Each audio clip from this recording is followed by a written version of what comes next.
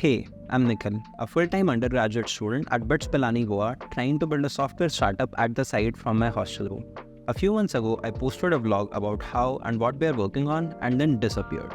A lot has happened since then. We've launched our product, tested it, got some user feedback, implemented a lot of it, succeeded at some milestones, failed at a lot more, and today I want to share them with you. This is the first episode of the Build in Public series where every week I'll share an update about our startup and try to build it in public with you guys. So make sure you subscribe to stay in the loop, and if you have any feedback or suggestions for us, drop them in the comments. I'll try to implement it and share the results with you, what worked and what didn't and everything in between. So for those of you who don't know, I've been working on a tool called Fastcut. Let's say you have a reel to edit.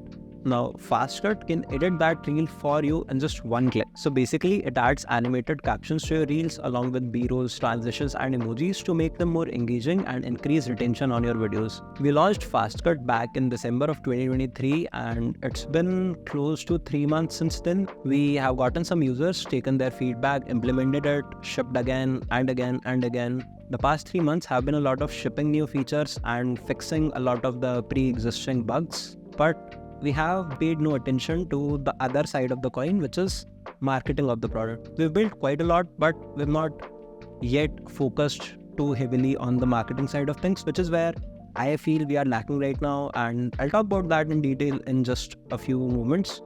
But before that, I would like to talk about the current stage of where we are and where we are headed right now. Right now, we have 2 to 3 paid users, which is kind of negligible, and we're still in that stage where we are looking for product market fit.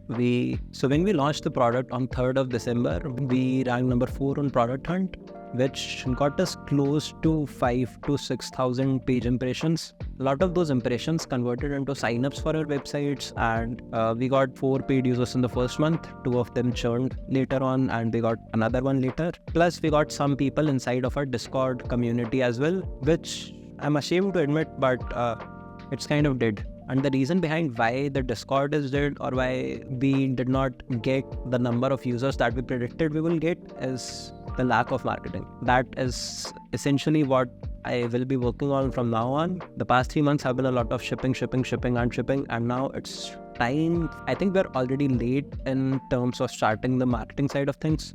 So yep, that is what we'll be working on. On the product side right now, we have 6 templates out of which a user can choose from and customize it according to their needs. They can obviously change, any spelling mistakes, or if any word is not correct, they can change all of the basic word details like emojis, like timestamps and all. Plus, a new feature that we've recently pushed and we are very, very proud of is the ability to add auto B-rolls, which is essentially a single button. Once you click on it, AI automatically analyzes whatever transcript of the video there is, and it adds B-rolls to certain parts of the videos according to what it thinks is the most feasible B-roll that should go there. So that, according to me, as an editor, is a huge time-saving feature.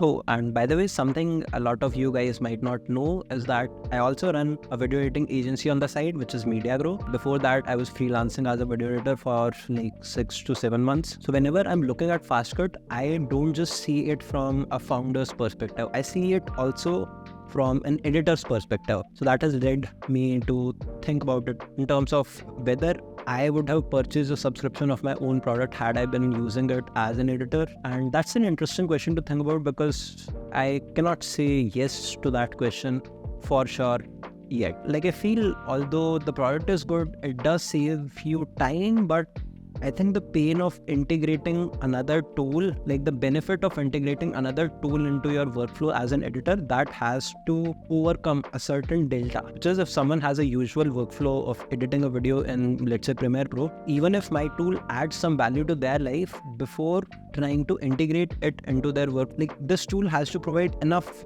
value so that it overcomes that resistance that any person will have while integrating a new tool into their workflow. Let me know what your thoughts are regarding this. I would love to hear them out in the comments. What I feel is the product is we have worked on the product so much so that the product doesn't need more work right now.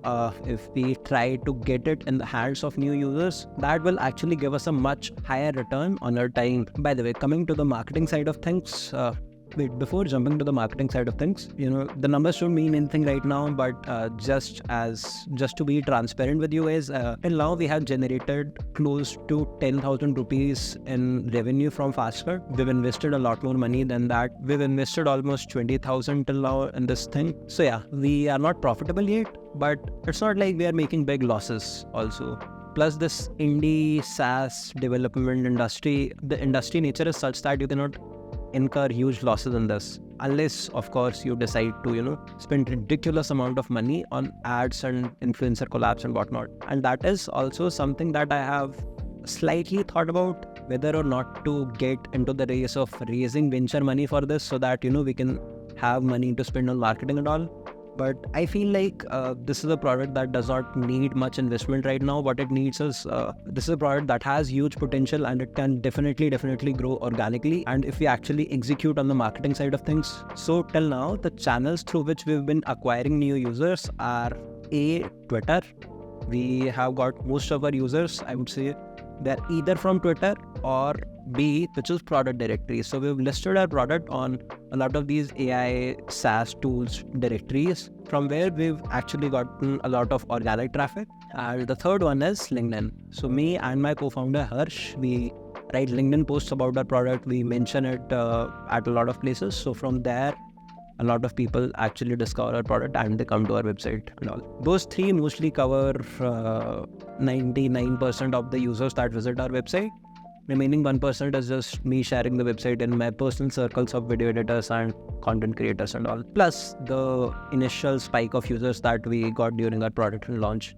So that is the total user base that we have right now. In terms of numbers, we have around 2,100 total registered users, and roughly 10 daily active users, 250 monthly active users. Most of them are the free plan users, and 2 or 3 of those are the paid plan users. So yeah, that's the state of our business currently. And now let's talk about the future plans that I have for this. And when I say future plans, I mean the short-term plans, whatever we're going to do in the next 1, 2, 3 months to increase that top-line user base. So first one is going to be YouTube. YouTube has huge potential in this field, of course, because primarily our target audience is short-form content creators. And where will you find short-form video content creators? Mostly on YouTube. There, the goal is to publish 2 to 3 videos a week on Fastcut's YouTube channel and try to get them to rank in SEO and all, so that can be one channel of user acquisition for us. In fact, I just finished making the first video for Fastcut's channel, which is going to be a tutorial video of how you can use Fastcut to create reels. In the next update of this Build in Public series, I'll tell you about how that video performed and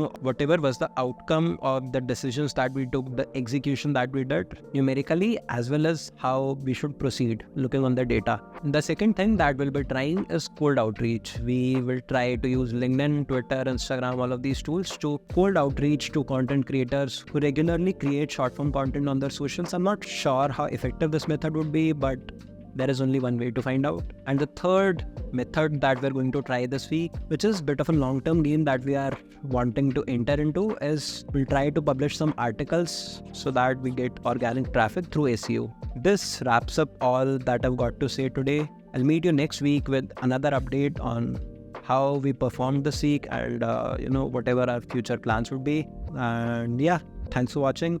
Goodbye, and I'll catch you in the next one.